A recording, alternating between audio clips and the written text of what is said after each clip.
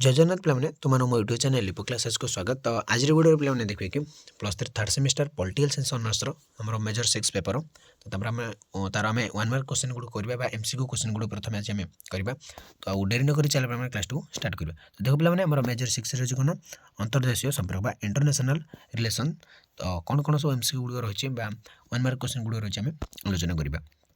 तो देख प्रथम कहले कि किए कही समस्त प्रकार मतांतर तथा द्वंद्वर ऊर्ध्वक जाई स्वाधीन और सार्वभौम राष्ट्र माने परस्पर मध्य सहयोग प्रतिष्ठा करने को अंतर्देशीय संपर्क बोली कहुए। अंतर्देशीय संपर्कर जो संज्ञाटा रही समस्त प्रकार मतांतर तथा द्वंद्वर ऊर्ध्वक जाई स्वाधीन और सार्वभौम राष्ट्र माने परस्पर मध्य सहयोग प्रतिष्ठा करने को अंतर्देशीय संपर्क कहुए। किए कहते ना मर्टन क्लापलान कहते जे समस्त प्रकार मतांतर बा द्वंद्व को ऊर्ध्व जाई स्वाधीन और सार्वभौम राष्ट्र माने सहयोग प्रतिष्ठा करती परस्पर मध्य कह अंतर्देशीय संपर्क। किए कही स्वाधीन राजनैतिक पे गोटे हूँ संख्या गुड़ मन रखिद मटन कापण आउ गोटे कमी क्वेश्चन आसपार पे देख जदि 1 मार्क क्वेश्चन मुझे मटन कापलान अंतर्देशीय संख्या कौन है मतरे अंतर्देशीय संपर्क कौन तो तुम ये लिखिपार।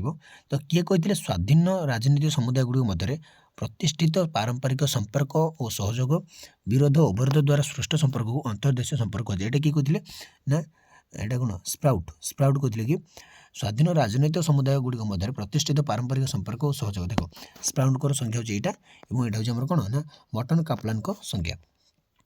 तो 3 नंबर क्वेश्चन देखा मोरगात मତରେ राष्ट्र मध्य जो राष्ट्र मध्य के उत्पन्न संघर्ष अंतर्देशीय राजनीतिर सृष्टि होता है। तो मॉर्गेनथाउ मତରେ ना राष्ट्र मध्य के उत्पन्न संघर्ष अंतर्देशीय राजनीतिर सृष्टि होता है ना विवाद क्षमता सहयोग सहभागिता ना क्षमता पावर जगह क्षमतार उत्पन्न संघर्ष ही अंतर्देशीय राजनीतिर सृष्टि होता है कहते। तो राष्ट्र मध्य सृष्टि होता कूटनैतिक संपर्क को प्रकृत अर्थ कौन कहुए। तो प्रकृत अर्थ कहुए अंतर्देशीय राजनीति है अंतर्देशीय राजनीति बोली कहुए। तो कौन देखिए पे 5 नंबर क्वेश्चन गोटे राष्ट्र भौगोलिक स्थिति सामरिक दक्षता अर्थनैतिक स्थिति सुदृढ़ सरकार व्यवस्था और जातीय चरित्र क्या परिपृष्ट करे क्या परिपृष्ट कर पे राष्ट्रीय क्षमता से परिपृष्ट करें। तो 6 नंबर क्वेश्चन देखिए पे क्यों चुक्ति बल में अंतर्देशीय राजनीतिर मूलदुआ पड़ा। तो प्रथम था कौन वियना चुक्ति वेस्टफेलिया चुक्ति वर्साइल चुक्ति और सैन फ्रांसिस्को चुक्ति। तो कौन वेस्टफेलिया चुक्ति है वेस्टफेलिया चुक्ति द्वारा तार मूलदुआ पड़ा। क्यों दार्शनिक लेखनी मुनर प्रथम एक जाति एक राष्ट्र व्यवस्था बोली माने तार उद्रेक होता थॉमस हॉब्स जेरेमी बेंथम माकियाभेली और गार्नर माकियाभेली कलमरू लेखनी मुनर प्रथम एक जाति एक राष्ट्र व्यवस्थार उद्रेक होता माकियाभेली है। तो 8 नंबर क्वेश्चन देखिए पे जितेबाला विश्व व्यवस्था गोटे शक्तिशाली राष्ट्र द्वारा प्रभावित हुए या कौन कहुए एक केंद्रीय विश्व दुई केंद्रीय विश्व बहुकेंद्रीय विश्व और समांतराल विश्व ना यहाँ एक केंद्रीय विश्व बोली कहुए। तो अंतर्देशीय संपर्क को प्रभावित करुवा उपादान मध्य केउटी नुहे अंतर्देशीय संपर्क को किए प्रभावित करने अणुराष्ट्र संस्था आंचलिक संस्था राष्ट्रीय सरकार और बहुराष्ट्रीय संस्था। तो सठिक आंसर हो कौन राष्ट्रीय सरकार। तो 10 नंबर क्वेश्चन देखा निम्नोक्त मध्य क्यों मसीह वेस्टफेलिया चुक्ति अनुमोदन लाभ करता 1498 1561 1648 और 1713। वेस्टफेलिया चुक्ति आम 1648 जी कि प्रथम चुक्ति थी है आमर कौन प्रथम चुक्ति थी गोटे ना आमर अंतर्देशीय राजनीतिर मूलद्वार प्रथम चुक्ति थी वेस्टफेलिया चुक्ति। तो अंतर्देशीय राजनीति को गतिशील करने वियना चुक्ति क्यों मसीह होता। तो वियना चुक्तिटा केवे होता पे ना 1815 डायरेक्ट मन रख 1815 आउ वेस्टफेलिया चुक्ति 1648 एमसीक्यू देखनी तुम आंसर ही मन रखिद। तो निम्नोक्त मध्य केउटी राष्ट्रर उपादान नुहे सार्वभौमत्व भूखंड सरकार और व्यवस्थापिका यहाँ हूँ कौन पे डी व्यवस्थापिका। तो व्यवस्थापिका राष्ट्रर उपादान नुहे। तो 1618 और 1648 मध्य दीर्घ 30 वर्ष धरी यूरोप में संगठित युद्ध क्यों कारण होता सीमा विवाद कैथोलिक बा प्रोटेस्टांट मध्य विवाद अर्थनैतिक स्वार्थ और साम्राज्य विस्तार। तो तार सठिक आंसर हो पे कैथोलिक एंड प्रोटेस्टांट मध्य जो विवाद घटी तो से दीर्घ 30 वर्ष धरी यूरोप में संगठित युद्ध होता। ନିମ୍ନୋକ୍ତ ମଧ୍ୟରୁ କେଉଁଟି ୱେଷ୍ଟଫାଲିଆ ଚୁକ୍ତିର ଏକ ବୈଶିଷ୍ଟ୍ୟ ନୁହେଁ? ସାର୍ବଭୌମ ରାଷ୍ଟ୍ର ସୃଷ୍ଟି, ଜାତୀୟତାବାଦର ଉଦ୍ରେକ, ରାଷ୍ଟ୍ରୀୟ ଅଖଣ୍ଡତା ଏବଂ ସାମ୍ରାଜ୍ୟବାଦର ପ୍ରସାର। ତାର ସଠିକ୍ ଆନ୍ସର ହେଉଛି ପିଲାମାନେ ସାମ୍ରାଜ୍ୟବାଦର ପ୍ରସାର ଗୋଟେ ବୈଶିଷ୍ଟ୍ୟ ନୁହେଁ।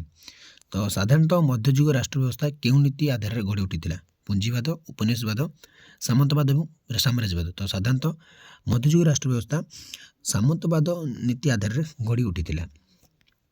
ଦୁଇରୁ ଅଧିକ ରାଷ୍ଟ୍ରମାନଙ୍କ ମଧ୍ୟରେ ସ୍ୱାକ୍ଷରିତ ଚୁକ୍ତିକୁ କ'ଣ କୁହାଯାଏ? ଦ୍ୱିପାକ୍ଷିକ, ଏକପାକ୍ଷିକ, ବହୁପାକ୍ଷିକ ଏବଂ ସାଧାରଣ। ନା ସେଟା କୁହାଯାଏ ବହୁପାକ୍ଷିକ, କାରଣ ବହୁ ରାଷ୍ଟ୍ର ଅଛି ନା ଦୁଇରୁ ଅଧିକ, ତାକୁ କୁହାଯାଏ ବହୁପାକ୍ଷିକ ଚୁକ୍ତି। ତ ଯେତେବେଳେ ସାରା ବିଶ୍ୱ ଦୁଇରୁ ଅଧିକ ଶକ୍ତିଶାଳୀ ରାଷ୍ଟ୍ରମାନଙ୍କ ଦ୍ୱାରା ନିୟନ୍ତ୍ରିତ ହୋଇଥାନ୍ତି ଏହାକୁ କ'ଣ କୁହାଯାଏ? ତାକୁ କୁହାଯାଏ ବହୁ କେନ୍ଦ୍ରୀୟ ବିଶ୍ୱ ବୋଲି କୁହାଯାଏ। ଯେତେବେଳେ ସାରା ବିଶ୍ୱ ଦୁଇରୁ ଅଧିକ ଶକ୍ତିଶାଳୀ ରାଷ୍ଟ୍ରମାନଙ୍କ ଦ୍ୱାରା ନିୟନ୍ତ୍ରିତ ହୋଇଥାଏ। ଗୋଟିଏ ଜାତିର ଜନସାଧାରଣ ଏକ ପ୍ରକାର ସଂସ୍କୃତି, ପରମ୍ପରା, ପ୍ରଥା ଏବଂ ସାମାଜିକ ସମ୍ପର୍କ ଆଧାରରେ ରାଷ୍ଟ୍ର ଗଠନ କରନ୍ତି। ତାକୁ କୁହାଯାଏ ଆଉ କ'ଣ କୁହାଯାଏ ନା ତାକୁ କୁହାଯାଏ ଜାତି ରାଷ୍ଟ୍ର ବ୍ୟବସ୍ଥା। ମନେ ରଖ ଜାତି ରାଷ୍ଟ୍ର ବ୍ୟବସ୍ଥା ବୋଲି କୁହାଯାଏ। ଗୋଟିଏ ସାର୍ବଭୌମ ରାଷ୍ଟ୍ର ନିଜର ଜାତୀୟ ସ୍ୱାର୍ଥକୁ ସାକାର କରିବା ପାଇଁ ଅନ୍ୟ ରାଷ୍ଟ୍ରମାନଙ୍କ ସହ ସମ୍ପର୍କ ସ୍ଥାପନ କରିବା କ'ଣ କୁହାଯାଏ? ତାକୁ କୁହାଯାଏ ବୈଦେଶିକ ନୀତି। ତ ଗୋଟିଏ ସାର୍ବଭୌମ ରାଷ୍ଟ୍ର ନିଜର ଜାତୀୟ ସ୍ୱାର୍ଥକୁ ସାକାର କରିବା ପାଇଁ ଅନ୍ୟ ରାଷ୍ଟ୍ରମାନଙ୍କ ସହିତ ଯେଉଁ ସମ୍ପର୍କ ସ୍ଥାପନ କରିଥାଏ ତାକୁ ଆମେ କହିବା ବୈଦେଶିକ ନୀତି। ତ ଯେଉଁ ବିଶ୍ୱ ବ୍ୟବସ୍ଥାରେ ଦୁଇଟି ଶକ୍ତିଶାଳୀ ରାଷ୍ଟ୍ର କେତେକ ରାଷ୍ଟ୍ରକୁ ସାଥିରେ ନେଇ ନିଜ ନିରାପତ୍ତା ଏବଂ ଜାତୀୟ ସ୍ୱାର୍ଥ ସାଧନ ପାଇଁ ସଂଗଠିତ ହୋଇଥାନ୍ତି ଏହାକୁ କ'ଣ କୁହାଯାଏ? ତାକୁ କୁହାଯାଏ ଅନ୍ତର୍ଦେଶୀୟ ମେଣ୍ଟ ବୋଲି କୁହାଯାଇଥାଏ। ପିଲାମାନେ ଇମ୍ପୋର୍ଟାଣ୍ଟ ହେଲା, ମନେ ରଖ। ପାରମ୍ପରିକ ରାଷ୍ଟ୍ର ବ୍ୟବସ୍ଥାର ମୂଳ ଆଧାର କ'ଣ ଥିଲା? ତ ସାମ୍ରାଜ୍ୟବାଦର ବିସ୍ତାର ଥିଲା ତାର ମୂଳ ଆଧାର। ମଧ୍ୟଯୁଗ ରାଷ୍ଟ୍ର ବ୍ୟବସ୍ଥାର ମୂଳ ଆଧାର କ'ଣ ଥିଲା? ନା ମଧ୍ୟଯୁଗ ରାଷ୍ଟ୍ର ବ୍ୟବସ୍ଥାର ଥିଲା ଉପନିବେଶବାଦ, ସାମନ୍ତବାଦ, ସାମ୍ରାଜ୍ୟବାଦ, ଉପରୋକ୍ତ ସମସ୍ତ। ଏଇ ତିନୋଟି ଯାକ ଥିଲା ମଧ୍ୟଯୁଗ ରାଷ୍ଟ୍ର ବ୍ୟବସ୍ଥାର ମୂଳ ଆଧାର। କିନ୍ତୁ ପାରମ୍ପରିକ ରାଷ୍ଟ୍ର ବ୍ୟବସ୍ଥାର ମୂଳ ଆଧାର ଥିଲା ସାମ୍ରାଜ୍ୟବାଦର ବିସ୍ତାର। ଆଧୁନିକ ଯୁଗର ରାଷ୍ଟ୍ର ବ୍ୟବସ୍ଥାର ମୂଳ ଆଧାର କ'ଣ ଥିଲା? ନା ସାର୍ବଭୌମତା, ଜାତୀୟ ସ୍ୱାର୍ଥ, ଗଣତନ୍ତ୍ର ଧାରା, ଉପରୋକ୍ତ। ଦେଖ ପିଲାମାନେ ତିନୋଟା ଯାକ ବହୁତ ଇମ୍ପୋର୍ଟାଣ୍ଟ। ଦେଖ ପାରମ୍ପରିକ ରାଷ୍ଟ୍ର ବ୍ୟବସ୍ଥାର ଆଧାର କ'ଣ? ପାରମ୍ପରିକ, ତାପରେ ଆସିଲା ମଧ୍ୟଯୁଗୀୟ, ତାପରେ ଆସିଲା ଆଧୁନିକ ଯୁଗୀୟ। ତ ଏଇଟା ହେଉଛି ସାମ୍ରାଜ୍ୟ ବିସ୍ତାର, ଏଇଟା ହେଉଛି ଉପରୋକ୍ତ ସମସ୍ତ, ଏଇଟା ମଧ୍ୟ ଉପରୋକ୍ତ ସମସ୍ତ। ମନେ ରଖ। ତ ଉପରୋକ୍ତ ସମସ୍ତ ଗୁଡ଼ିକୁ ମନେ ରଖି ସାର୍ବଭୌମତ୍ୱ, ଜାତୀୟ ସ୍ୱାର୍ଥ ଓ ଗଣତନ୍ତ୍ର ଧାରା ହେଉଛି ଆଧୁନିକର। ଆଉ ବାକି ଏମିତି କରି ମନେ ରଖ। ତ ସବୁଠି କ'ଣ ଉପରୋକ୍ତ ସମସ୍ତ ଦେଇଥିବ, ଏଇଠି ଆଉ ଗୋଟେ କ'ଣ ଦେଇଥିବ ତୁମେ ଡି ଆନ୍ସର ଲେଖିଦେବ, ତ ଭୁଲ ହେଇଯିବ ନା। ତ ଠିକ୍ ଭାବରେ ତୁମେ କ'ଣ ଗୋଟେ ଦେଖିବ, ଯାହା ଉତ୍ତର ଗୁଡ଼ିକୁ ତୁମେ ପ୍ରଥମେ ମନେ ରଖିଦେବ ହେଲା। ତ କେଉଁ ଦାର୍ଶନିକ ଲେଖନୀ ମୁନରେ ସାର୍ବଭୌମ ରାଷ୍ଟ୍ରର ପରିକଳ୍ପନା କରାଯାଇଥିଲା? ତ କାହାର? ନା ମାକିଆଭେଲିଙ୍କ ଲେଖନୀ ମୁନରୁ ହିଁ ପ୍ରଥମେ ସାର୍ବଭୌମ ରାଷ୍ଟ୍ର ପରିକଳ୍ପନାଟା ଆରମ୍ଭ ହୋଇଥିଲା। ତ ରାଷ୍ଟ୍ର ମଧ୍ୟରେ ସମ୍ପାଦିତ ହୋଇଥିବା ସରକାରୀ ସମ୍ପର୍କକୁ କୁହାଯାଏ ନା ଅନ୍ତର୍ଦେଶୀୟ ସମ୍ପର୍କ ବୋଲି କୁହାଯାଏ। ତ ଡ୍ୟାସ୍କ ମତରେ ସମସ୍ତ ପ୍ରକାର ମତାନ୍ତର ତଥା ଦ୍ୱନ୍ଦ୍ୱର ଉର୍ଦ୍ଧ୍ୱକୁ ଯାଇ ସେଇଟା ଆମର କ'ଣ ମର୍ଟନ କ୍ଲାପଲାନଙ୍କ ମତ। ତ ଡ୍ୟାସ୍କ ମଧ୍ୟରେ ସ୍ୱାଧୀନ ରାଜନୈତିକ ସମୁଦାୟ ଗୁଡ଼ିକ ମଧ୍ୟରେ ପ୍ରତିଷ୍ଠିତ ପାରମ୍ପରିକ ସମ୍ପର୍କ ଓ ସହଯୋଗ ବିରୋଧ ଓ ଅବରୋଧ ଦ୍ୱାରା ଅନ୍ତର୍ଦେଶୀୟ ସମ୍ପର୍କକୁ ଅଧ୍ୟୟନ କରାଯାଏ। ସ୍କ୍ରାଉଟ୍ କହିଥିଲେ ଏଇଟା, ସ୍ପ୍ରାଉଟ୍। ମର୍ଗେନଥାଉଙ୍କ ମତରେ ରାଷ୍ଟ୍ର ମଧ୍ୟରେ ଡ୍ୟାସ୍ ପାଇଁ ଉତ୍ପନ୍ନ ସଂଘର୍ଷରୁ କ୍ଷମତା ପାଇଁ ସଂଘର୍ଷରୁ ହିଁ ଅନ୍ତର୍ଦେଶୀୟ ରାଜନୀତିର ଆରମ୍ଭ ହୋଇଛି। 1648 ମସିହାରେ ସମ୍ପାଦିତ ଡ୍ୟାସ୍ ଚୁକ୍ତି ଏଇଟା ସର୍ବପ୍ରଥମେ ଅନ୍ତର୍ଦେଶୀୟ ରାଜନୀତିର ଏଇଟା ହେଉଛି ଆମର କ'ଣ ୱେଷ୍ଟଫାଲିଆ ଚୁକ୍ତି ଦ୍ୱାରା ହେଲା। ପ୍ରତ୍ୟେକ ରାଷ୍ଟ୍ରର ଅର୍ଥନୈତିକ, ବାଣିଜ୍ୟିକ, ରାଜନୈତିକ, ସାମାଜିକ, ସାଂସ୍କୃତିକ ସ୍ୱାର୍ଥ ସମୂହକୁ ସେହି ରାଷ୍ଟ୍ର ଡ୍ୟାସ୍ କୁହାଯାଏ ନା ରାଷ୍ଟ୍ର ସ୍ୱାର୍ଥ ବୋଲି କୁହାଯାଏ। ତ ଗୋଟିଏ ରାଷ୍ଟ୍ରର ଭୌଗୋଳିକ ସ୍ଥିତି 7 ନମ୍ବର କ୍ୱେଶ୍ଚନ୍ ପିଲାମାନେ ହେଲା। ଗୋଟିଏ ରାଷ୍ଟ୍ରର ଭୌଗୋଳିକ ସ୍ଥିତି, ସାମରିକ କ୍ଷମତା, ଅର୍ଥନୈତିକ ସ୍ଥିତି, ଜାତୀୟ ଚରିତ୍ର ଏବଂ ରାଜନୈତିକ ସ୍ଥିରତାକୁ ଆଧାର କରି ଡ୍ୟାସ୍ ପରିପୃଷ୍ଟ ହୋଇଥାଏ। ରାଷ୍ଟ୍ରୀୟ କ୍ଷମତା ପରିପୃଷ୍ଟ ହୋଇଥାଏ। ବିଶ୍ୱସ୍ତରରେ କାର୍ଯ୍ୟକାରୀ ହେଉଥିବା ଆଇନଗୁଡ଼ିକୁ ଡ୍ୟାସ୍ କୁହାଯାଏ ଅନ୍ତର୍ଦେଶୀୟ ଆଇନ ବୋଲି କୁହାଯାଏ। ବିଶ୍ୱସ୍ତରରେ କୁହାଯାଏ ଅନ୍ତର୍ଦେଶୀୟ ଆଇନ ବା ଇଣ୍ଟରନ୍ୟାସନାଲ ଲାw। ଗୋଟିଏ ସାର୍ବଭୌମ ରାଷ୍ଟ୍ର ନିଜର ଜାତୀୟ ସ୍ୱାର୍ଥକୁ ଚରିତାର୍ଥ କରିବା ପାଇଁ ଯେଉଁ ନୀତି ପ୍ରଣୟନ କରିଥାଏ ତାକୁ ଡ୍ୟାସ୍ କୁହାଯାଏ, ତାକୁ ବୈଦେଶିକ ନୀତି ବୋଲି କୁହାଯାଏ। ତ ଏମିତି ପିଲାମାନେ ବୈଦେଶିକ ନୀତି କାହାକୁ କୁହାଯାଏ, ଅନ୍ତର୍ଦେଶୀୟ ଆଇନ କାହାକୁ କୁହାଯାଏ। ତ ରାଷ୍ଟ୍ର କ୍ଷମତା ତ ଆସିବନି, ମାନେ ଅନ୍ତର୍ଦେଶୀୟ ଆଇନ କାହାକୁ କୁହାଯାଏ, ବୈଦେଶିକ ନୀତି କାହାକୁ କୁହାଯାଏ, ଏଗୁଡ଼ି ମଧ୍ୟ ତୁମେ ମନେ ରଖିବାକୁ ପଡ଼ିବ।